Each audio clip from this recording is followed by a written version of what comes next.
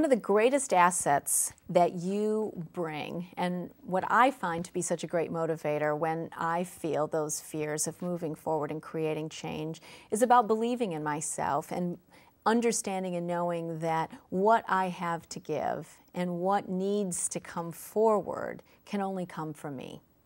And once I believe in that piece, I find it's a little bit easier. And please know that everyone at every level of leadership throughout the world feels the same piece when they're about to take that step forward.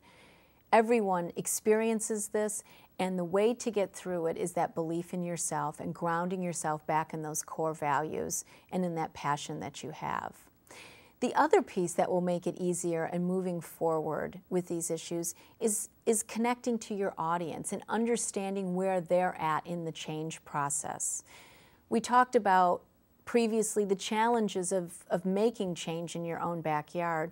Part of that is being sensitive to where people are at. If there are a lot of high emotions and there's been some kind of an issue that has made people particularly upset, you may want to introduce change a little bit more slowly and certainly be attuned to where people are at. If you feel that what it is that you want to do is going to require that people actually connect in and get more energetic and get more engaged, it may require you to be a little bit more forceful and articulate and energetic to attract that same energy and passion in them. This is your piece of leadership about engaging people where they're at and helping them through that process. And you can do that no matter where they're at in the process. It's simply a matter of them knowing and understanding that you know and understand where they're at. So as you choose the timing for you to go out and start the change process, be aware of where your audience is also at in that change process. And learn to pace yourself. I know as leaders, and as we talk about this and we get so excited about what it is that we want to do, we want everyone to feel that same level of intensity and passion and excitement about what it is that we're trying to achieve and how fast we want to get there. I know this certainly happens with me when I get involved with change, and that we need to be sensitive to the fact that not everybody wants to go at the same pace that we do. And we need to not take that personally. Again, this is part of being in touch with yourself and giving others that same gift of being in touch with them. And if they need to slow the pace of change down a little bit, slow it down a little bit. Don't allow people to stop you from the change. Don't allow them to derail you. And if the feedback that you're getting is, I need a little bit more time here, then honor that time and allow them to go through that process, as we've talked about before, while supporting them and continuing to move them toward the place where you all want to go. That's the beauty of leadership. It's not a science nearly as much as it's an art. And I trust that as each one of you starts to know and understand that own pacing and timing in yourself, you will be able more and more to pick up on that pacing and timing in others. And keep in mind, the same thing is true with you. If something comes up for you, if there's some personal challenge that you're dealing with, if there's a family need, know and understand that it's also okay for you to give yourself time to back away a little bit and to deal with those things. Leadership is only going to be effective when you're at your very best. So don't allow artificial time pressures to keep you from being the best that you can be. Timelines are always important, and we're going to continue to put those out there and adhere to them. Also understand the art of knowing how to work within them so that everyone can keep moving forward easily and effortlessly. So what do we need to do? Well, you're right, there are those timelines. We do need to have goals. We do need to have objectives. We do need to know what it is we want to achieve and when we want to achieve it. What I am simply suggesting is that as you set those timelines forward, I'd like to have met with the neighbors 3 times by the end of the month. I would like these different groups within our city to have come together to some resolution within the next 3 months. Know that as you put those goals forward, that you can work with them. It doesn't mean they go by the wayside. It doesn't mean that you change from 3 months into a year. What it means is don't put artificial pressure on yourself and others when you may get to where you need to go because you've allowed yourself 3.5 months instead of that 3 months. Use those as guides and be a leader enough to know how to work within those as guideposts.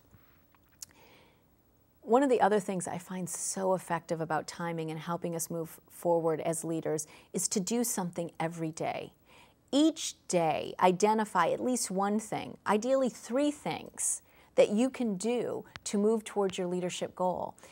It may be something as simple as making 3 phone calls or emailing 3 people. It could be something as holding certain meetings or sending out a blog or talking with a group of people. Whatever it is, each day, create that goal of what you want to accomplish that day that moves you toward the larger goal.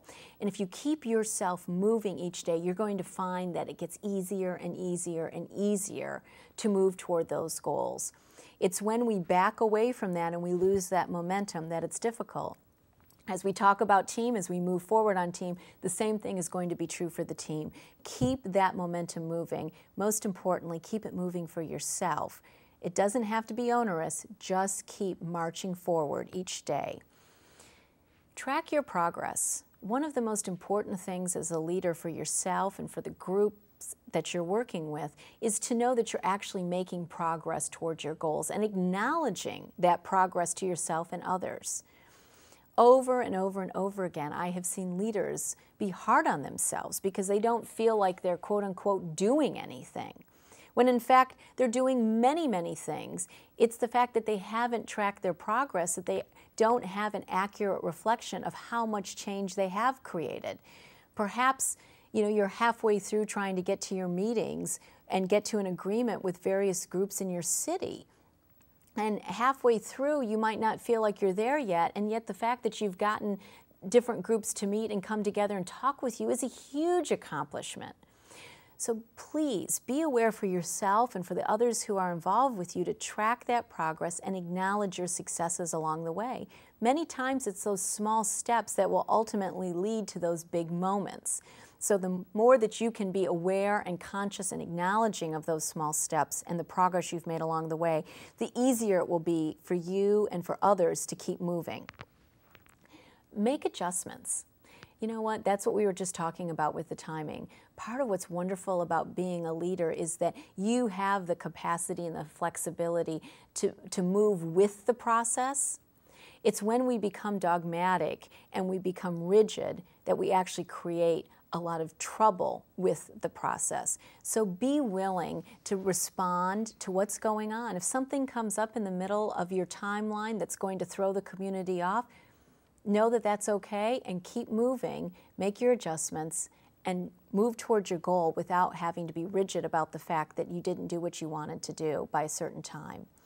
And finally, get feedback from people. I mean, this is what's so much fun about the process of leadership is we get to keep learning and growing along with the people that we're working with. The feedback that you're going to get about how is it going, the timeline, always ask people what they're thinking and how they feel about it, and you will get all the information you need about how to pace yourself and how to continue to move forward in the most effective way.